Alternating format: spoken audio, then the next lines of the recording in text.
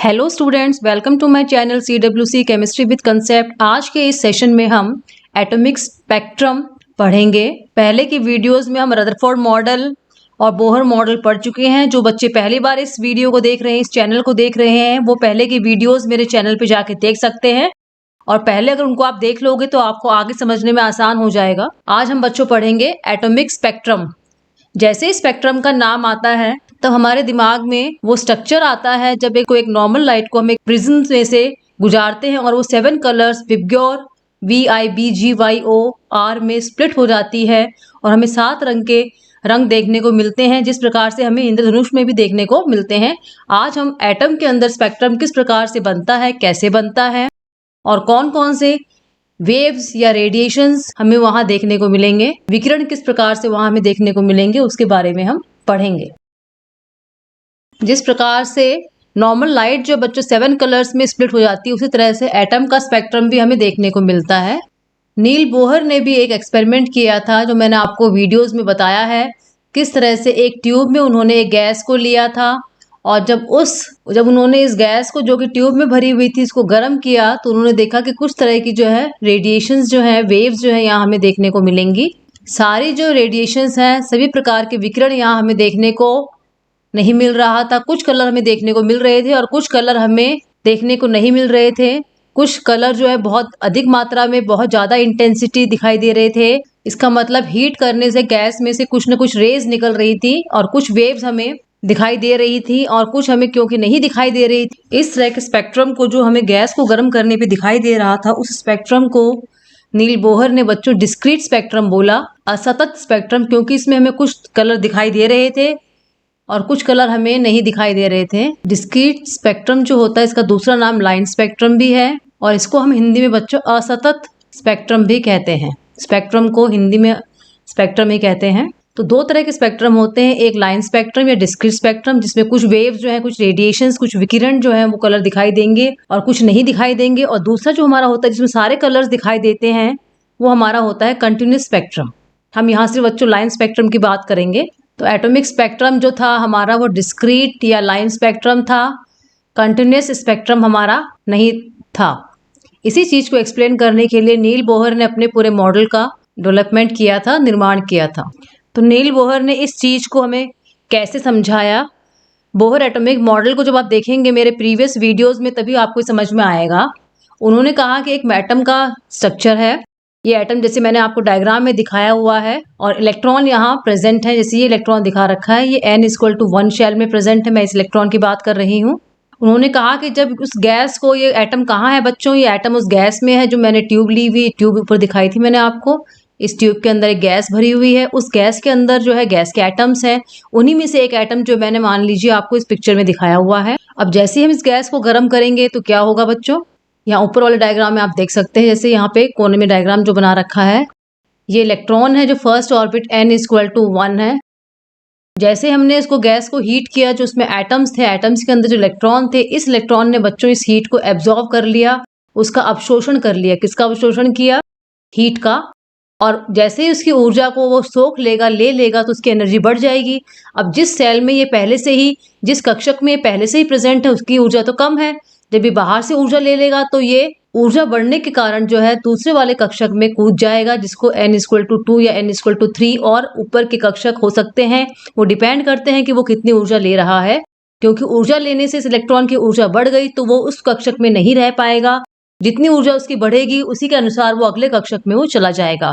ये फोटोन जो यहाँ दिखा रखा बच्चों, ये एनर्जी है, ऊर्जा है जो अवशोषित करेगा। जो एनर्जीज हैं बच्चों n=1 की, आपने मेरे पहले वाले वीडियोस देखे हैं तो आपको याद होगा। n=1 जो होता है उसकी -13.6 होती है इलेक्ट्रॉन वोल्ट्स में। n=2 की जो होती है हमारी -3.4 इलेक्ट्रॉन वोल्ट होती है और n=3 की जो होती है बच्चों हमारी -1.51 इलेक्ट्रॉन वोल्ट एनर्जी होती है। जैसे ही हमने इस इलेक्ट्रॉन को एनर्जी दी, जितनी एनर्जी वो एब्जॉर्व करेगा उसके हिसाब से वो नेक्स्ट कक्षक में कूद जाएगा। हम ऐसे भी कह सकते हैं कि निम्न ऊर्जा के कक्षक से, ये जो दिखा रखा है लोअर एनर्जी ऑर्बिट, निम्न ऊर्जा के कक्षक से वो कूद कर उच्च ऊर्जा के कक्षक में वो चला जाता है, हाई एनर्जी ऑर्बिट में वो चला जाता है। लेकिन इलेक्ट्रॉन जो होता है बच्चों, वो हमेशा जो है कम ऊर्जा वाले ऑर्बिट में रहने की कोशिश करता है। तो इस बात को बच्चों हमेशा ध्यान रखेंगे कि इलेक्ट्रॉन जो होता है हमेशा सबसे कम एनर्जी वाले कक्षक में रहने की कोशिश करता है। अब उसने ऊर्जा को अवशोषण करके ऊंचे ऊर्जा स्तर में चला तो गया, लेकिन जैसे ही वो वापस आएगा अपने वाले कक्षक में, तो जो एनर्जी उसने एब्जॉर्व की थी, अवशोषित की थी, वो एनर्जी जो है वापस निकालेगा। अब बाहर वाले कक्षक में क्योंकि इलेक्ट्रॉन जो है वो रहना नहीं चाहता, मैंने अभी बताया आपको, इलेक्ट्रॉन जो है हमेशा निम्न ऊर्जा स्तरों में रहना चाहता है, लोअर एनर्जी ऑर्बिटल्स में रहना चाहता है।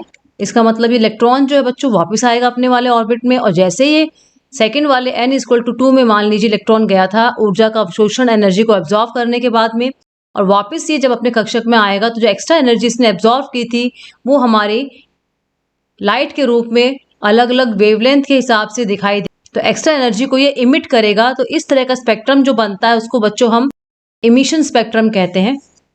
जो एनर्जी हमारी निकलती है, एक्स्ट्रा एनर्जी जो वापस निम्न ऊर्जा स्तरों में इलेक्ट्रॉन आता है उच्च ऊर्जा स्तर से, वो रेडिएशंस के विकिरण के रूप में बच्चों हमारी निकलती है। लाइट के फॉर्म में, इलेक्ट्रोमैग्नेटिक वेव्स के फॉर्म में हम कह सकते हैं एनर्जी निकलती है। इलेक्ट्रोमैग्नेटिक वेव्स को बच्चों हिंदी में कहते हैं विद्युत चुंबकीय तरंग या विकिरण। इस तरह से नील बोहर ने हमको एक्सप्लेन कर दिया कि स्पेक्ट्रम जो है क्यों बन रहा था। बस एक बात ये जो थी कि जो स्पेक्ट्रम हमारा बन रहा था वो डिस्क्रीट था, लगातार नहीं था, क्योंकि कुछ ही एनर्जी लेवल जो होते हैं बच्चों हमारे एटम में प्रेजेंट होते हैं। आपने देखा कि पहले वाले की वैल्यू जो है -13.6 है, उसके बाद -13.4 है, लगातार नहीं है।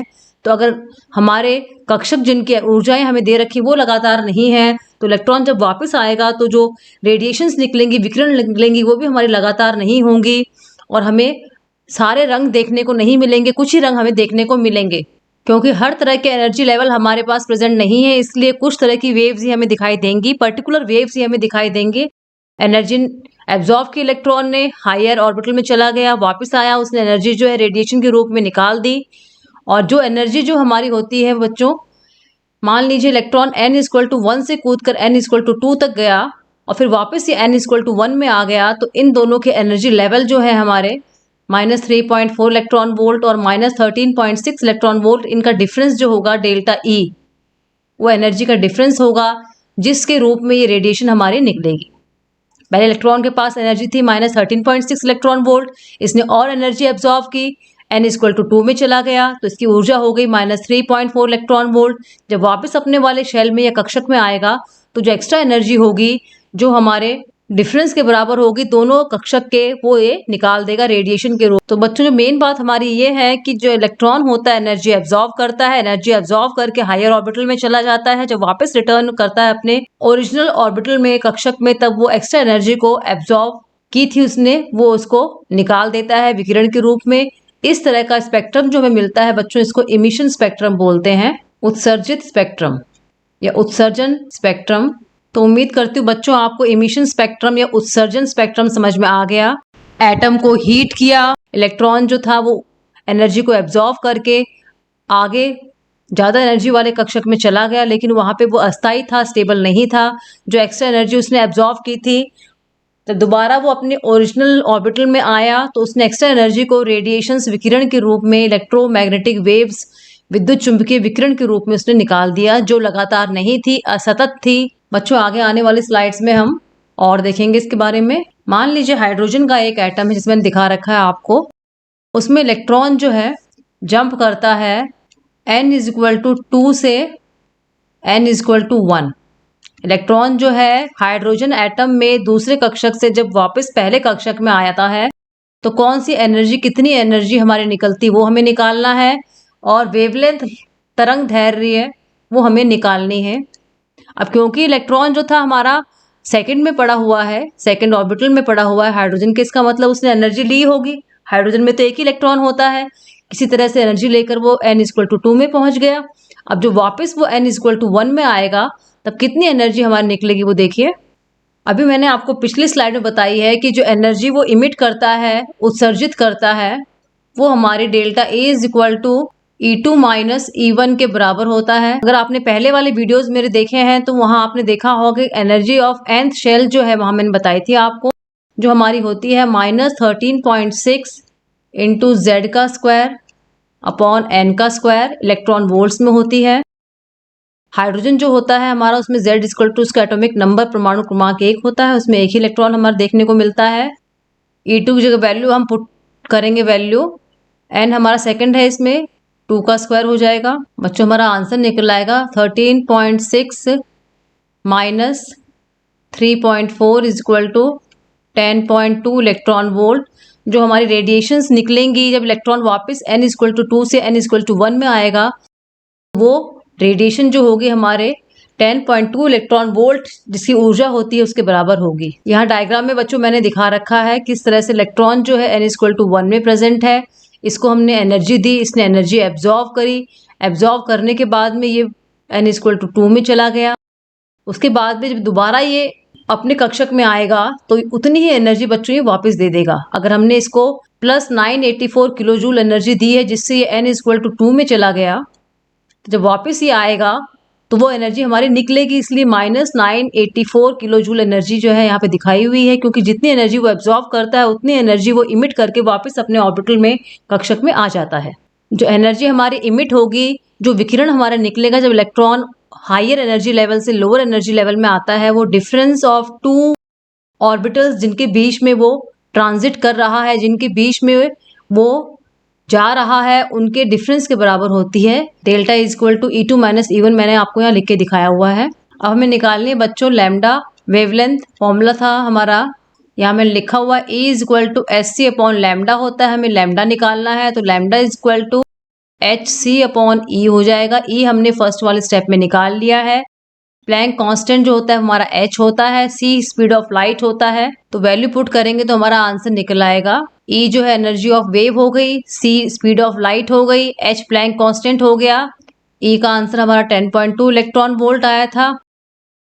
प्लैंक कांस्टेंट हम ऊपर लिख देंगे। बच्चों यहाँ आपने ध्यान से देखा होगा कि जो यूनिट है हमारी अलग अलग है, नीचे इलेक्ट्रॉन वोल्ट है, ऊपर जूल सेकेंड है और यहाँ मीटर पर सेकेंड है। यूनिट जो है हमारी सारी सेम नहीं है, तो इसके लिए हम एक सिंपल सा फॉर्मूला यहाँ लगा सकते हैं। E निकालने का हमारा शॉर्टकट फॉर्मूला जो है बच्चों 12375 अपॉन लैम्डा, ये हमारा एंगस्ट्रॉम में आता है। लैम्डा हमें निकालना है तो 12375 अपॉन E हो जाएगा।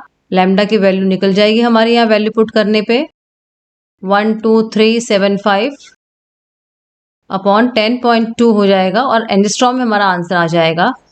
तो बच्चों ये फर्स्ट वाला जो हमने वैल्यू पुट की थी थोड़ा लेंदी होता है, तो हम शॉर्ट वाला फॉर्मूला जो है काम में ले सकते हैं इसको निकालने के लिए।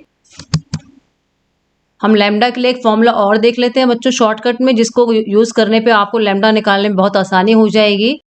हम एक एग्जाम्पल लेते हैं जिसमें इलेक्ट्रॉन जो है जंप करता है n इक्वल टू N2 से, दोबारा वो n इक्वल टू N1 में आ गया है। हमने देखा था कि जब वापस वो N2 से N1 में आता है तो जो एनर्जी निकलती है वो हमारे दोनों कक्षक के डिफरेंस के बराबर होती है, और यही एनर्जी जो हमें विकिरण के रूप में, तरंगों के रूप में दिखाई देती है। यहाँ हम वैल्यू पुट कर देंगे, E की जगह SC अपॉन लैम्डा लिख देंगे बच्चों, N2 की वाले की वैल्यू लिख देंगे हम। आगे इसको और सिंप्लीफाई कर लेते हैं 13.6। बच्चों हम ये लैम्डा वाले फॉर्मूले को और सिंप्लीफाई कर रहे हैं, एक और फॉर्मूला निकाल रहे हैं लैम्डा का सिंपल टर्म्स में। 13.6 जो है हम कॉमन ले लेंगे, साथ में Z² भी कॉमन आ जाएगा, जो बचेगा उसको हम अंदर लिख देंगे। ये हमारा N2 था, ये हमारा N1 था, तो 1 upon N1 square minus 1 upon N2 square हमारा बच गया। जो यहाँ पे हमारा कांस्टेंट है बच्चों, उसकी वैल्यू पुट करके हम फॉर्मूले को सिंप्लीफाई करने की कोशिश कर रहे हैं। क्योंकि एक साइड में हमें SC देखने को मिल रहा है बच्चों, तो जो सामने वाला हमारा राइट हैंड साइड वाला सीधे हाथ वाला टर्म है, इसको हम SC से मल्टीप्लाई कर देंगे और इसको हम SC से ही डिवाइड कर देंगे। हम बच्चों याद रखेंगे फॉर्मूले को सिंप्लीफाई, एक सिंपल सा साधारण सा फॉर्मूला जो हमें आसानी से याद हो जाए, जिससे हम आसानी से लैम्डा निकाल सकें, वो निकालने की कोशिश कर रहे हैं। जब किसी चीज़ को ऊपर और नीचे दोनों तरफ मल्टीप्लाई करते हैं एक ही चीज़ से, तो उसमें हमारे आंसर में कोई फ़र्क नहीं पड़ता है।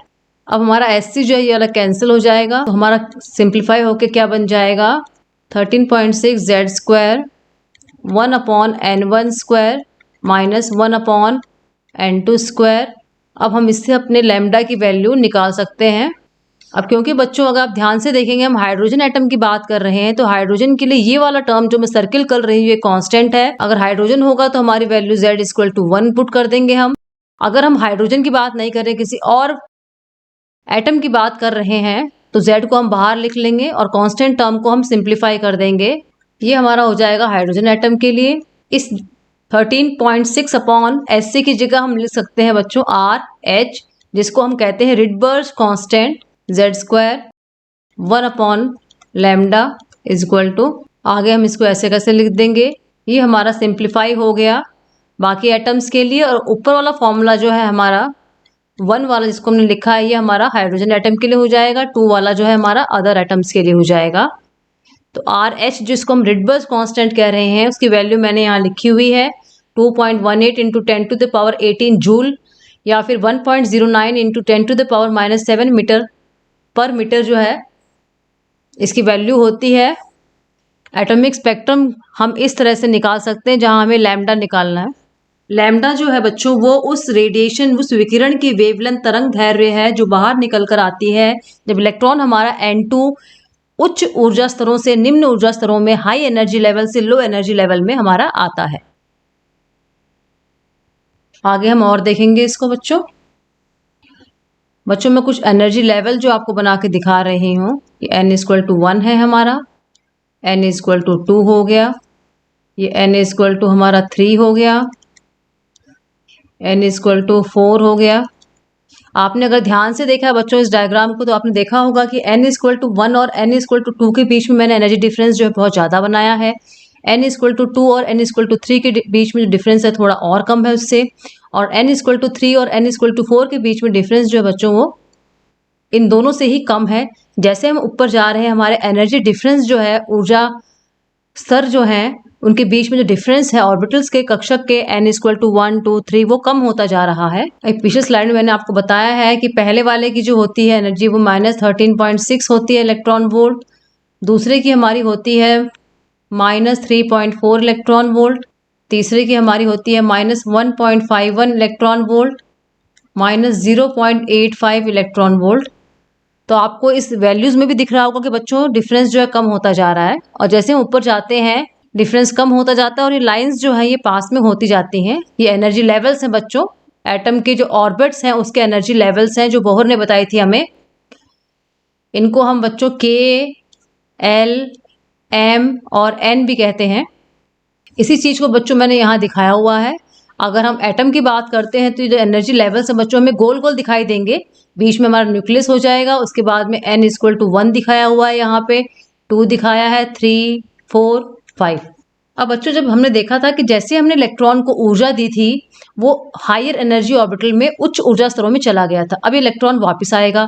मान लीजिए इलेक्ट्रॉन जो 2 में चला गया था, 2 से 1 में वापस आया, या फिर वो 3 से चला गया, 3 से 1 में वापस आया, या फिर वो 4 में चला गया, 4 से वापस आया।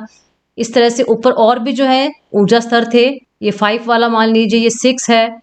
जब इलेक्ट्रॉन जब वापस आता है अपने N=1 कक्षक में हायर एनर्जी लेवल से, तो हमें इस तरह की लाइंस जो है बच्चों देखने को मिलती हैं स्पेक्ट्रम में। और लास्ट में जाके ऊपर जो हमें N=∞ जो है उसके ऊर्जा स्तर भी दिखाई देते हैं। ये जो वेव्स निकल रही हैं, कब? जब बच्चों इलेक्ट्रॉन किसी भी शेल से फर्स्ट शेल में लौट कर आएगा तो हमारी ये जो विद्युत चुंबकीय विकिरण निकलेंगी, इलेक्ट्रोमैग्नेटिक वेव्स निकलेंगी, तो उस वेव का नाम बच्चों हमारा होगा लाइमन वेव या लाइमन सीरीज। दोबारा देखिए बच्चों इसको, जब हमने इलेक्ट्रॉन को ऊर्जा दी, वो इलेक्ट्रॉन जो है उस ऊर्जा को लेकर हायर एनर्जी लेवल में चला गया। ऊंचे वाले जो ऊर्जा स्तर हैं वो 2, 3, 4, 5, 6, 7 इन्फिनिटी तक कोई भी हो सकते हैं। जब इलेक्ट्रॉन वापस इन कक्षकों से जिनकी ऊर्जा ज़्यादा है अपने ओरिजिनल कक्षक N=1 में आएगा, तो जो हमें इलेक्ट्रोमैग्नेटिक वेव्स दिखाई देंगी उनको हम लाइमन वेव्स या लाइमन सीरीज कहते हैं। यहाँ मैंने इस डायग्राम में भी आपको दिखाया हुआ है, क्योंकि ये विकिरण हमें निकलती भी दिखाई देती हैं, इसको हम लाइमन सीरीज इमिशन वेव कहते हैं, लाइमन सीरीज की उत्सर्जन वेव्स कहते हैं। और ये सारी वेव्स की सीरीज बन रही है 2 से 1, 3 से 1, 4 से 1, 5 से 1, 6 से 1, इन्फिनिटी से 1। इस पूरी सीरीज का नाम बच्चों हमारा हो जाएगा लाइमन सीरीज। एक हो गई हमारी लाइमन वेव, और बहुत सारे लाइमन वेव्स जो है मिलकर वो लाइमन सीरीज बनाती हैं। अब हम हाइड्रोजन के लिए एक कैलकुलेशन कर लेते हैं। हमें क्या निकालना है बच्चों, इसमें लैम्डा निकालना है, तरंग दैर्घ्य निकालना है। जब इलेक्ट्रॉन जो है N=2 से N=1 में आता है, हाइड्रोजन की बात हम करेंगे। हाइड्रोजन की बात हम इसलिए करते हैं क्योंकि बच्चों इसमें एक ही इलेक्ट्रॉन होता है और हमारा atomic number Z equal to 1 होता है। पिछली स्लाइड्स में हमने फॉर्मूला देखा है लैम्डा निकालने का, सिंप्लीफाइड फॉर्मूला, जिसमें हमने रिडबर्ग कांस्टेंट को काम में लिया था Z का स्क्वायर 1 अपॉन जहाँ आया है पहले वो लिख देंगे, और कहाँ से आया है हमारा 2 का स्क्वायर हो जाएगा। Z की जगह बच्चों वैल्यू पुट हम 1 कर देंगे क्योंकि हाइड्रोजन एटम की बात हम कर रहे हैं। ये हमारा सॉल्व करने में बच्चों 3/4 आ जाएगा और लैम्डा हमारा हो जाएगा बच्चों। अब क्योंकि हमारा R जो है बच्चों वो रिडबर्ग कांस्टेंट जो है वो हमारा नीचे है, डिनोमिनेटर में है, तो हम 1/RH की वैल्यू याद कर लेते हैं। तो हमारा याद करने पे बहुत सिंप्लीफाई आंसर हो जाता है। 1/R की वैल्यू होती है 911 एंजिस्ट्रॉम। ये वैल्यू हमने पुट करके यहाँ पे लैम्डा को निकाल लेंगे। तो बच्चों मैंने आपको कई तरह के फॉर्मूले बता दिए लैम्डा निकालने के, हमने डायरेक्ट वैल्यू पुट कर दी और हमारा आंसर जो है निकल आएगा बच्चों। यहाँ पे सॉल्व करके हम वहाँ पे आंसर इसको निकाल लेंगे। तो आपको जो याद करना है बच्चों 1/RH की वैल्यू याद करनी है, क्योंकि जो हमने फॉर्मूला ऊपर निकाला है इसमें R जो है RH रिडबर्ग कांस्टेंट जो है वो नीचे डिनोमिनेटर में आ रहा है, और 1/RH की वैल्यू 911 एंजिस्ट्रॉम अपन याद कर लेंगे तो बच्चों हमें लैम्डा निकालने में आसान हो जाएगी। ये हमारी वैल्यू जो है लैम्डा की बच्चों निकल आएगी। तो जो पहले वाली हमारी है वेवलेंथ, कौन सी वाली, जब n इक्वल टू 1 से n इक्वल टू 2 में इलेक्ट्रॉन गया था और वहां से जब वापस आएगा जो हमारी वेव निकलेगी उसकी वेवलेंथ जो हमारी होगी बच्चों 1216 एंजिस्ट्रॉम होगी जब 2 से 1 में वापस आएगा ये। और ये हमारी जो 2 से 1 वाली होती है ये फर्स्ट वेव होती है लाइमन सीरीज की, जिसको हम first line of Lyman series भी कह सकते हैं, पहली रेखा लाइमन श्रेणी की। बच्चों उम्मीद करती हूँ आपको ये लाइमन सीरीज या लाइमन वेव समझ में आ गई होंगी। ये जो अलग अलग दिखा रखी है बच्चों ये वेव्स हैं, और जब ये पूरी एक साथ हम देखेंगे तो इसको हम लाइमन सीरीज बोलेंगे। लाइमन सीरीज में जो पहली वेव होती है, पहली लाइन जो बनती है लाइमन सीरीज की, वो तब बनती है जब इलेक्ट्रॉन 2 से 1 में आता है। जब n इक्वल टू 3 से n इक्वल टू 1 में आता है तो सेकेंड लाइन बन जाएगी। n इक्वल टू 4 से n इक्वल टू 1 में आता है तो हमारी थर्ड लाइन बन जाएगी लाइमन सीरीज की। आगे हम और पढ़ेंगे इसके बारे में। मान लीजिए इलेक्ट्रॉन जो है हमारा इन्फिनिटी से n इक्वल टू 1 में जाएगा तो हमारी क्या वैल्यू आएगी वो देखिए। फर्स्ट की मैंने आपको बताई थी, जब n इक्वल टू 2 से इलेक्ट्रॉन n इक्वल टू 1 जाता है तो हमें फर्स्ट लाइन मिलती है लाइमन सीरीज की, जिसकी हमारी वेवलेंथ होती है 1216 एंजिस्ट्रॉम। पीछे वाली स्लाइड्स में हमने देखी है। ऐसे ही हम n इक्वल टू 3 से n इक्वल टू 1 जो ट्रांजिशन है उसके लिए निकालते हैं तो वैल्यू हमारी निकल के आती है 1026 एंजिस्ट्रॉम। अब हम बच्चों निकाल रहे थे n इक्वल टू इन्फिनिटी से इलेक्ट्रॉन जो है कहाँ आ रहा है, n इक्वल टू 1 में आ रहा है, तो हमारे क्या निकलेगी वेवलेंथ, वो देखिए। फॉर्मूला वही लगाएंगे 1/लैम्डा is equal to R H Z का स्क्वायर, ब्रैकेट में 1/n1 स्क्वायर होगा हमारा, माइनस 1/n2 स्क्वायर हो जाएगा। हाइड्रोजन एटम की बात हो रही है, Z की जगह 1 वैल्यू पुट कर देंगे, RH इंटू 1। हम बात कर रहे हैं कहाँ से इलेक्ट्रॉन आ रहा है, हमारा इन्फिनिटी से आ रहा है, और कहाँ आ रहा है, फर्स्ट में आ रहा है, तो हमारा हो जाएगा ये 1 का स्क्वायर माइनस ये हमारा हो जाएगा इन्फिनिटी का स्क्वायर। 1/इन्फिनिटी हमारा 0 होता है, सॉल्व करेंगे, लैम्डा हमारा हो जाएगा 1/r, और 1/RH की वैल्यू मैंने आपको पिछली वाली स्लाइड में बताई थी 911 एंजिस्ट्रॉम। तो इसकी हमारी वैल्यू हो जाएगी 911 एंजिस्ट्रॉम। ये हमारे n इन्फिनिटी से लेके जो n इक्वल टू 1 पे आ रहा है इलेक्ट्रॉन, जो लाइन हमें मिलेगी वो हमारी सबसे आखिरी लाइन होगी लाइमन सीरीज की, last line of Lyman series, आखिरी रेखा लाइमन श्रेणी की। तो ये वाली हो गई बच्चों हमारी फर्स्ट लाइन, ये हमारी हो गई सेकेंड लाइन, और ये हमारी हो गई लास्ट लाइन। और बीच में भी लाइन्स हमें देखने को मिलेंगी जब बच्चों n इक्वल टू 4 से n इक्वल टू 1 में आएगा। अब क्योंकि हमने कहा था कि स्पेक्ट्रम हमें मिल रहा है वो डिस्क्रीट है, असतत है, क्योंकि पहली वेव जो हमें दिखाई दी थी बच्चों उसकी वेवलेंथ 1216 एंजिस्ट्रॉम थी, दूसरी वाले की हमारी थी 1026 एंजिस्ट्रॉम। हम देख रहे हैं कि इनके बीच में डिफरेंस है, दोनों लगातार नहीं है। अगर 1216 एंजिस्ट्रॉम के बाद में हमें 1200 एंजिस्ट्रॉम मिलती या फिर 1150 एंजिस्ट्रॉम मिलती, लगातार हमें कुछ वेव्स अगर देखने को मिलती तो इसको हम कंटिन्यूस स्पेक्ट्रम, सतत स्पेक्ट्रम बोलते। क्योंकि ये भी लगातार नहीं है इसलिए स्पेक्ट्रम जो हमारा होगा बच्चों असतत स्पेक्ट्रम होगा, डिस्क्रीट या लाइन स्पेक्ट्रम इसे हम कहते हैं, क्योंकि जो वेवलेंथ हमें देखने को मिल रही है विकिरण की वो लगातार नहीं है। एक फॉर्मूला हमने बच्चों स्टार्टिंग में और देखा था, delta E is equal to SC upon lambda. अब एनर्जी की वैल्यू जितनी बड़ी होगी, यहाँ देखिए डेल्टा ई जो है वो इन्वर्सली प्रोपोर्शनल है लैम्डा के। इसका मतलब अगर ई ज़्यादा होगी तो लैम्डा कम होगी। अब जब हमारा electron n equal to infinity से n इक्वल टू 1 पे आया था बच्चों, तो इन दोनों के बीच में एनर्जी डिफरेंस जो है बहुत ज़्यादा है, क्योंकि एक तो बहुत ऊपर है n इन्फिनिटी और n1 नीचे है। तो यहाँ पे हमारा एनर्जी डिफरेंस बच्चों बहुत ज़्यादा था, तो हमारी लैम्डा देखिए बच्चों बहुत कम आई थी। ये देखिए हमारे 911 एंगस्ट्रॉम ही आई है, क्योंकि डेल्टा ई जो है वो लैम्डा के इन्वर्सल प्रोपोर्शनल है। डेल्टा ई की वैल्यू ज़्यादा होगी तो लैम्डा की वैल्यू हमारी कम आएगी। जो सबसे छोटी वेवलेंथ होती है उसके बीच में एनर्जी डिफरेंस ज़्यादा होता है, सबसे बड़ा ट्रांजिशन वही होता है। सबसे छोटी वेवलेंथ ये देखिए, ट्रांजिशन सबसे बड़ा इन्फिनिटी से लेकर n1 तक आया है वो इलेक्ट्रॉन। सबसे बड़ी वेवलेंथ, ट्रांजिशन सबसे कम। बड़ी वेवलेंथ हमारी कौन सी थी? 1216 एंगस्ट्रॉम वाली थी। और ट्रांजिशन इलेक्ट्रॉन कहाँ से कहाँ आया? n2 से n1 आया। इन दोनों के बीच में डिफरेंस कम है एनर्जी का, तो वेवलेंथ हमारी ज़्यादा है। n इन्फिनिटी और n1 के बीच में एनर्जी का डिफरेंस ज़्यादा है, तो वेवलेंथ हमारी कम देखने को मिलेगी। यहाँ पे हमारा 911 एंगस्ट्रॉम हमें देखने को मिला था। एनर्जी का डिफरेंस जितना बड़ा वेव उतनी छोटी, एनर्जी का डिफरेंस जितना कम वेव उतनी बड़ी। अगर आपसे लाइमन सीरीज की लिमिट पूछी जाती है, लिमिट का मतलब होता है कि बच्चों इसमें लाइमन सीरीज में पहली रेखा और आखिरी वाली रेखा के बीच में वेवलेंथ का डिफरेंस कितना है या कितनी वेवलेंथ से कितनी वेवलेंथ तक मिलती है, तो हम कह सकते हैं कि लाइमन सीरीज जो होती है उसकी लिमिट 1216 एंगस्ट्रॉम से लेकर कहाँ तक होती है? 911 एंगस्ट्रॉम तक होती है। ये हमारा शॉर्टेस्ट ट्रांजिशन, सबसे छोटा ट्रांजिशन, और ये हमारा लॉन्गेस्ट ट्रांजिशन, सबसे बड़ा ट्रांजिशन। शॉर्टेस्ट हमारा हो जाएगा n2 से लेकर n1 तक, और ये हमारा हो जाएगा n इन्फिनिटी से n1। अब लाइमन सीरीज में बच्चों ने एक बात आपने ध्यान से देखी होगी, इलेक्ट्रॉन कहीं से भी आ सकता है, लेकिन आएगा कहाँ? वो n इक्वल टू 1 में। ये देखिए लाइमन सीरीज मैंने यहाँ दोबारा दिखाई है। यहाँ इलेक्ट्रॉन 2 से आ रहा है 1 पे, 3 से आ रहा है 1 पे, 4 से भी आएगा, और अगर हम आगे रेखाएं बनाएंगे तो ये 5 से भी आ सकता है यहाँ पे 1 पे, 6 से भी आ सकता है, 7 से भी आ सकता है। इन्फिनिटी तक जो हमारे कक्षक है उनमें से ये आकर 1 पे आएगा। आना इसको 1 पे पड़ेगा, लेकिन कहीं से भी आ सकता है। तो शॉर्टेस्ट वेवलेंथ हमारी बच्चों हो जाएगी इसकी 911 एंगस्ट्रॉम, और लॉन्गेस्ट वेवलेंथ पूछेंगे तो 1216 एंगस्ट्रॉम हम इसका आंसर कह सकते हैं। सबसे छोटी तरंग दैर्घ्य कब मिलती है हमें? जब सबसे लंबा ट्रांजिशन, सबसे लंबी कूद जो है ये इलेक्ट्रॉन मारता है। कहाँ से मारेगा? n इक्वल टू इन्फिनिटी से। जब इलेक्ट्रॉन n इक्वल टू 1 पे आएगा बच्चों, तब हमें जो वेवलेंथ मिलेगी वो 911 एंगस्ट्रॉम की देखने को मिलेगी। लॉन्गेस्ट वेवलेंथ कब मिलेगी? जब इलेक्ट्रॉन जो है हमारा 2 पे चला गया था वो दोबारा 1 पे आएगा, तो हमें जो लॉन्गेस्ट वेवलेंथ है 1216 एंगस्ट्रॉम की देखने को मिलेगी। अब हमने बच्चों लाइमन सीरीज तो देख ली है, एक सीरीज हम और देखते हैं। ये मान लीजिए हमारा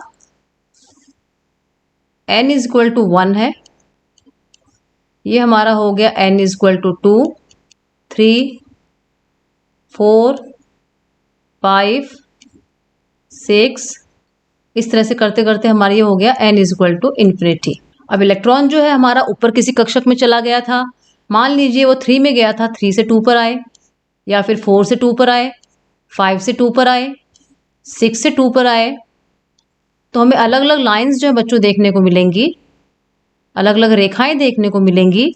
और इस तरह से हमारी एक श्रेणी और हमें देखने को मिलेगी जब इलेक्ट्रॉन जो है हायर एनर्जी लेवल से n इक्वल टू 2 पे आता है, तो इस श्रेणी को हम बच्चों बोलेंगे बाल्मर सीरीज। तो यहाँ बच्चों n1 की वैल्यू कितनी हो जाएगी? हमारे 2 होगी, क्योंकि इलेक्ट्रॉन जो है कहीं से भी आ रहा है, लेकिन कहाँ आ रहा है? 2 पे आ रहा है, तो n1 की वैल्यू हमारे 2 हो गई। और n2 की वैल्यू हमारी इन्फिनिटी तक कुछ भी हो सकती है, 3 से लेके इन्फिनिटी तक कुछ भी हो सकती है n2 की वैल्यू। ये हमारी बाल्मर श्रेणी कहलाएगी। तो शॉर्टेस्ट वेवलेंथ बच्चों हमें कब मिलेगी देखने को?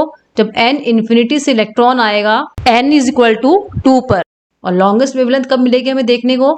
जब n इज इक्वल टू 3 से हमारा इलेक्ट्रॉन आएगा n2 पे। लॉन्गेस्ट वेवलेंथ मतलब ज़्यादा वैल्यू, एनर्जी का गैप कम होगा, n2 और n3 पास पास में है, इनके बीच में एनर्जी डिफरेंस कम है, इसलिए हमें लॉन्गेस्ट सबसे बड़ी तरंग दैर्घ्य यहाँ देखने को मिलेगी। n इन्फिनिटी और n इक्वल टू 2 लिख लीजिएगा बच्चों इसको। n इन्फिनिटी से जब इलेक्ट्रॉन n इक्वल टू 2 पे आता है तो दोनों के बीच में एनर्जी का गैप ज़्यादा है, तो हमें लैम्डा जो है शॉर्ट देखने को मिलेगा। वैल्यू निकाल लेते हैं बच्चों हम इसके। जब इन्फिनिटी से 2 पे आता तो क्या वैल्यू हमारी निकलेगी? फॉर्मूला हमें वही लगाना है 1/2 का स्क्वायर, क्योंकि हम हाइड्रोजन एटम की बात कर रहे हैं तो बच्चों Z की जगह 1 लिख देंगे। 1/∞ जो होता है बच्चों हमारा 0 होता है। लैम्डा हो जाएगा हमारा 4/RH। हमने 1/RH की वैल्यू याद की है बच्चों और हमारा आंसर निकल आएगा। तो सबसे आखिरी वाली जो है हमारी ट्रांजिशन जो सबसे n से n=2 पे आ रहा है वो हमारे एंजिस्ट्रॉम हो जाएगी। लॉन्गेस्ट कौन सी होगी हमारे बच्चों? 3 से n=3 से इलेक्ट्रॉन n=2 पे आता है तो हमारी लैम्डा जो है वो क्या निकलेगी वो निकाल के देख लेते हैं। 1/λ। तो लैम्डा = हमारा हो जाएगा, इसको हम सॉल्व करेंगे बच्चों, ये हमारा इसके आसपास आंसर आएगा। तो हमने देखा कि जब एनर्जी गैप कम होता है जैसा 2 और 3 के बीच में है तो इतनी वेवलेंथ हमारी आएगी। जब n∞ और n1 से ट्रांजिशन होता है उनके बीच में एनर्जी गैप ज़्यादा है तो हमारी जो वेवलेंथ है बच्चों कम आ रही थी। उम्मीद करती हूँ आपको लाइमन और बाल्मर सीरीज समझ में आ गई होगी। बाल्मर सीरीज को जो मैंने आपको दोबारा दिखाया हुआ है यहाँ देखिए। बाल्मर सीरीज जो हमारे बच्चों विजिबल रीजन दृश्य क्षेत्र में हमें देखने को मिलती है, जबकि लाइमन सीरीज हमारी पैराबैंगनी क्षेत्र में हमें देखने को मिलती है। इसके अलावा हमें और भी सीरीज देखने को मिलती हैं जब इलेक्ट्रॉन जो है हायर एनर्जी लेवल से n=3 पे आता है तो हमें पास्टन सीरीज देखने को मिलती है जो शॉर्ट इंफ्रारेड रीजन में आती है। n=4 पे जब इलेक्ट्रॉन आता है हायर एनर्जी लेवल से तो हमें ब्रैकेट सीरीज देखने को मिलता है। तो हम कहते हैं कि इलेक्ट्रॉन अगर कहीं से भी n=1 पे आता है तो हमें कौन सी सीरीज मिलेगी बच्चों? Lyman series. इसको आप ऐसे भी याद कर सकते हैं, ये कहीं से भी अगर आता है इलेक्ट्रॉन तो इसके हमारी जो शॉर्टेस्ट और लॉन्गेस्ट वेवलेंथ थी वो हमारे 3600 एंजिस्ट्रॉम तक थे। 911 एंजिस्ट्रॉम बच्चों बहुत छोटी होती है जो हमें दिखाई नहीं देती है। 4000 के बाद की वेव्स हमें दिखनी शुरू होती हैं। हमें जो इंद्रधनुष बच्चों दिखाई देता है तो इंद्रधनुष के जो कलर्स होते हैं आपको मैंने पहले ही बताया था, VIB GYOR के हिसाब से हमें सारे कलर्स दिखाई देते हैं। तो इसका स्टार्टिंग जो होता है वायलेट वाला बच्चों ये 4000 एंजिस्ट्रॉम इसकी वेवलेंथ होती है और जो रेड वाला हमारा जो होता है 7600 एंजिस्ट्रॉम के आसपास होता है। तो 4000 से लेकर 7600 की जो होती है वेवलेंथ वो हमें दिखाई देती हैं। तो जो लाइमन सीरीज थी हमारे बच्चों ये अल्ट्रा वायलेट रीजन में पैराबैंगनी क्षेत्र में ये हमें देखने को मिलती है और हमें दिखाई नहीं देती है। अगर इलेक्ट्रॉन जो बच्चों हायर एनर्जी लेवल किसी भी लेवल से n=2 पे आया तो ये हमारी सीरीज जो हमें मिलेगी बच्चों वो बाल्मर सीरीज मिलेगी, बाल्मर श्रेणी हमें देखने को मिलेगी। और इसकी जो शॉर्टेस्ट और लॉन्गेस्ट वेवलेंथ जो होती है वो 3644 से लेकर 6552 एंजिस्ट्रॉम तक हमने पीछे वाली स्लाइड्स में देखी थी, निकल कर आई थी हमारी। ये हमारे बच्चों हमें दृश्य क्षेत्र में देखने को मिलती है। अगर इलेक्ट्रॉन जो हमारा है कहीं से भी n=3 पे आए तो जो हमें सीरीज मिलती है बच्चों उसको हम बोलते हैं पास्टन सीरीज, पास्टन श्रेणी। जब हम बाल्मर की बच्चों वेवलेंथ जो आ रही है रेडिएशंस की विकिरण की वेवलेंथ जो आ रही है तरंग दैर्घ्य आ रही है जब इसकी तुलना हम करते हैं तो हम देखते हैं कि कुछ वेव्स जो है इसकी हमारे दृश्य क्षेत्र में ये हमें दिखाई देती हैं जबकि कुछ हमें नहीं दिखाई देंगी। 3644 वाले हमें नहीं दिखाई देगी लेकिन उसके बाद वाली कुछ वेव्स हमें दिखाई देंगी। हम बात कर रहे थे पास्टन सीरीज की। ये हमारी शॉर्ट इंफ्रारेड जो है क्षेत्र में दिखाई देंगी। कहीं से भी अगर इलेक्ट्रॉन बच्चों हमारा n=4 पे आता है तो उसको हम ब्रैकेट बोलते हैं बच्चों, ब्रैकेट श्रेणी वो कहलाती है हमारी। अब मान लीजिए बच्चों आपसे पूछ ली जाए कि ब्रैकेट सीरीज जो है इसकी सेकंड लाइन कौन सी होगी तो फर्स्ट लाइन कौन सी होगी बच्चों? जब n=5 से n=4 पे आएगा वो हमारी हो जाएगी फर्स्ट लाइन। और सेकंड लाइन कौन सी हो जाएगी? n=6 से n=4 पे आएगा इलेक्ट्रॉन, वो हमारी हो जाएगी सेकंड लाइन। ऐसे हम पास्टन सीरीज और लाइमन सीरीज की भी निकाल सकते हैं, बाल्मर सीरीज की भी निकाल सकते हैं। मान लीजिए आपको पास्टन सीरीज की पूछ ली, प्रथम जो है लाइन कब मिलेगी हमें? जब इलेक्ट्रॉन हमारा n=4 से n=3 पे आए तो हमें प्रथम लाइन मिलेगी इसकी फर्स्ट वाली लाइन। और जब n=5 से n=3 पे आए तो हमारी सेकंड लाइन हमें देखने को मिलेगी। ये वैल्यूज जो बच्चों बड़े ध्यान से न्यूमेरिकल्स आते हैं तब n=1 पे हमें क्या पुट करना है। कभी कभी वो बोल देता है कि पास्टन सीरीज की सेकंड श्रेणी से पहली श्रेणी में ट्रांजिशन हो रहा है तो सेकंड श्रेणी आपको पता ही नहीं है कि कौन सी है तो आप n1 और n2 की वैल्यू क्या पुट करेंगे तो वहाँ हमारी गलती हो जाती है। इसलिए ध्यान रखेंगे प्रथम, फर्स्ट और सेकंड जो है उस नाम से ही हमें कंफ्यूज नहीं होना है। हमें ये ध्यान रखना है कि Paschen series, Balmer series, Lyman series और ब्रैकेट सीरीज है, उसमें पहली रेखा कब बनती है, दूसरी और आगे वाली रेखाएं कब बनती हैं, उसको ध्यान में रखकर हमें फर्स्ट, सेकंड, थर्ड जो है वो सीरीज निकालनी है। अगर हमसे डायरेक्ट जो है n इक्वल टू 3, 4, 5 न देकर शॉर्टेस्ट और लॉन्गेस्ट पूछ लेते हैं, तो शॉर्टेस्ट वाली कौन सी होगी, जो हमारी फर्स्ट लाइन बन रही है वो हमारी शॉर्टेस्ट हो जाएगी, और जो हमारी इन्फिनिटी वाली लाइन जो होगी हमारी, चाहे वो कोई भी श्रेणी हो, इन्फिनिटी से जो ट्रांजिशन होगा हमारा वो हमारी लॉन्गेस्ट वाली ट्रांजिशन हो जाएगी। इन्फिनिटी वाले की वेवलेंथ बच्चों कम होती है। बच्चों में लॉन्गेस्ट ट्रांजिशन की बात कर रही हूँ, वेवलेंथ की बात नहीं कर रही हूँ। और जो n इक्वल टू 4 से n इक्वल टू 3 में ट्रांजिशन होगा उसकी वेवलेंथ जो हमारी ज़्यादा होगी, क्योंकि वो ट्रांजिशन जो है पास पास में एनर्जी लेवल। और जो हमारा n इक्वल टू इन्फिनिटी से n इक्वल टू 3 वाला ट्रांजिशन होगा, इसकी लैम्डा जो हमारे बच्चों कम होगी। लॉन्गेस्ट और शॉर्टेस्ट ट्रांजिशन है ये, वेवलेंथ नहीं है। ट्रांजिशन का मतलब होता है कि जिस जगह से, जिस कक्षक से आ रही है वो पास पास में है तो शॉर्टेस्ट ट्रांजिशन, जिन कक्षकों के बीच में इलेक्ट्रॉन जंप कर रहा है वो दूर दूर है तो लॉन्गेस्ट ट्रांजिशन। ऐसे बच्चों और भी श्रेणियां हमें देखने को मिलती हैं जो हमें इस साल नहीं पढ़ना है। अब नंबर ऑफ लाइंस, कितनी lines Balmer series, Lyman series कैसे निकलेंगी, कितनी मिलती हैं, अगर वो निकालना है हमें तो हम कैसे निकालेंगे वो देखिए। ये बच्चों मैंने आपके लिए अलग अलग कक्षक जो है शेल्स बना दिए, n इक्वल टू 1, 2, 3, 4। मान लीजिए कोई इलेक्ट्रॉन जो है थर्ड से फर्स्ट पे आ रहा है, बच्चों ध्यान से देखेंगे इसको।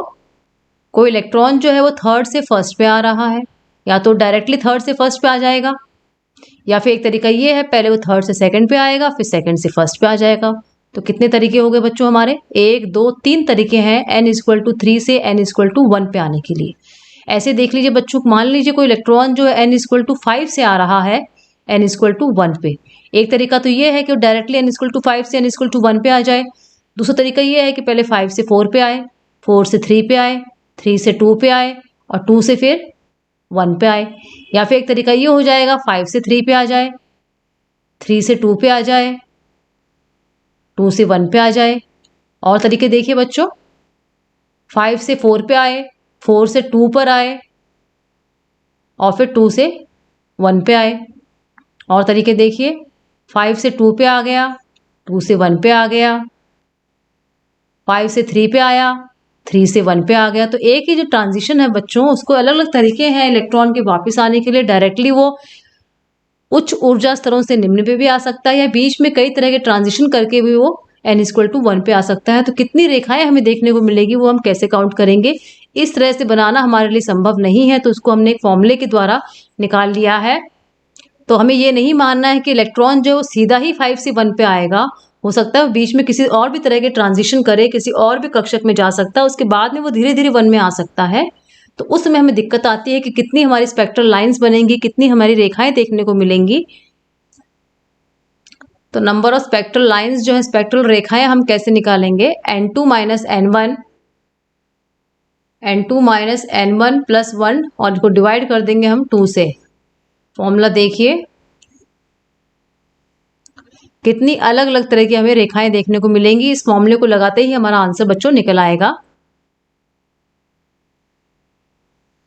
मान लीजिए इलेक्ट्रॉन जो है 4 से 1 पे आ रहा था, तो कितनी रेखाएं निकलेंगी हमारे, 4 से कहाँ आ रहा है, 1 पे आ रहा है, तो n2 की जगह 4 लिख देंगे, n1 की जगह 1 लिख देंगे। तो कितना आंसर आ जाएगा बच्चों हमारा, 6 आ जाएगा। ये वाला देख लेते हैं बच्चों हम, 3 से 1 पे आ रहा है तो कैसे निकालेंगे हम, देखिए जब इलेक्ट्रॉन जो है 3 से 1 में आ रहा है, फॉर्मूले में वैल्यू पुट कर दीजिए, 3 माइनस 1, हमारा आंसर आ गया बच्चों 3। मैंने 3 ही आपको निकाल के दिखाई थी। ये देखिए जब 3 से 1 पे आता है, एक तरीका तो ये है कि 3 से सीधा 1 पे आ जाए तो एक लाइन हमें ये देखने को मिलेगी। एक तरीका ये है 3 से 2 पर आए और फिर 2 से 1 पे आए, तो टोटल हमें 3 लाइनें देखने को मिल रही थी, और यहाँ हमारा आंसर भी बच्चों 3 ही आया है। तो फॉर्मूले के द्वारा बिना कोई लेंथी कैलकुलेशन करे number of spectral lines, spectral रेखाओं की संख्या निकाल सकते हैं। आगे आने वाले वीडियोस में आपको इस चैप्टर के और भी बहुत सारे टॉपिक जो है इजी वे में देखने को मिलेंगे। उम्मीद करती हूँ आप मेरे सारे वीडियोस जो इसी तरह देखते रहेंगे ताकि मुझे आपसे इंकरेजमेंट मिल सके। उम्मीद करती हूँ बच्चों आपको ये मेरा वीडियो अच्छा लगा होगा, आपको हेल्पफुल लगे, समझ में आए तो अपने फ्रेंड्स को भी शेयर कीजिएगा। जो लोग पहली बार मेरे वीडियोस को देख रहे हैं वो इस चैनल को सब्सक्राइब कर दीजिए, बेल आइकन को प्रेस कर देंगे तो बच्चों आपको आगे आने वाले वीडियोस के चैप्टर वीडियोस के नोटिफिकेशंस आपको टाइमली मिल जाएंगे। थैंक यू बच्चों।